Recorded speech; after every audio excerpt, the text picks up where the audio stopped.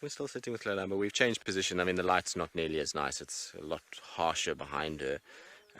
But it's a beautiful, beautiful scene with her little candy cane tail hanging down, her one paw, little stretch, and her just kind of looking out beautifully towards us.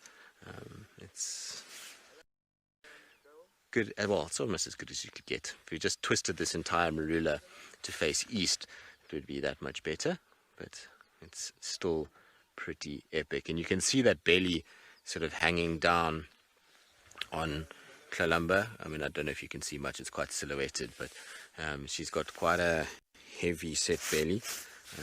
It's still big, so even though, you know, she would have not eaten, as far as we know, during the night, she still has quite a large stomach, and that tells me that she's pregnant for sure.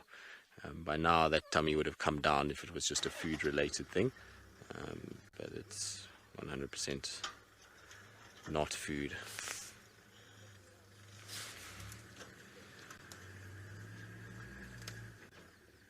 She's such a pretty cat though. This honestly is one of the most beautiful ones that we have. And I know I'm a bit biased, but she, like, if you look at just leopards in general, she just has such a pretty face. Like, she's got perfect little features, and her eye color is really nice.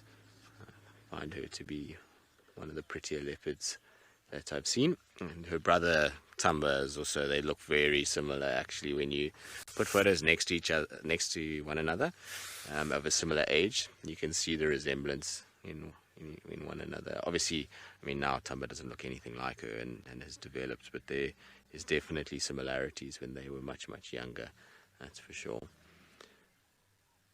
Alright, I'm going to just reposition for us quickly, because the way she is and where Mpo is, there's a bit of a bush between us, and it's not going to make it as easy for Mpo to be able to actually film certain parts of her. So I'm just going to quickly reposition. The other vehicle that was with us has just left, and they were in the spot that I was thinking, given where she is. Like I said, I'll just allow Mpo to be a little closer to viewing her.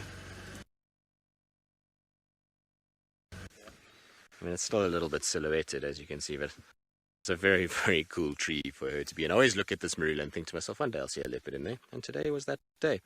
So that's exciting. We managed to actually get her in this particular tree.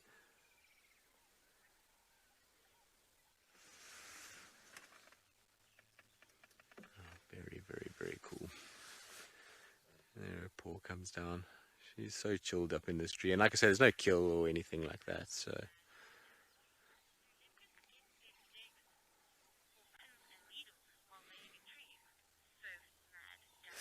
Surf Mad Dad? It's quite a mouthful. So I would imagine that they do. If you watch leopards when they're sleeping in trees for long periods of time, they're constantly shifting and moving their weight and constantly trying to figure out, positions that are comfortable. So I would imagine that the legs do get pins and needles like we would. It's, weight pressing down and restricting blood flow is what basically causes that. And it's going to happen with them, the way that their limbs are sort of underneath them. If you look at her back legs at the moment, you can see that she's kind of got her back leg sort of pinned in underneath, and so that will every now and then not feel great, and it's why she keeps stretching and she pushes out her legs from time to time to try and kind of just get a little bit more blood flow and readjust and get a bit more comfortable. Seems like she's watching something though, down towards Twin Dams area. It's this time of the day, things like impalas will come down to drink at Twin Dams, so it's not surprising that she's kind of looking that area. I suspect that she's just waiting for some opportunity to come. Hello, girl. Shame. Still love the color of her eyes. She's got such beautiful eyes.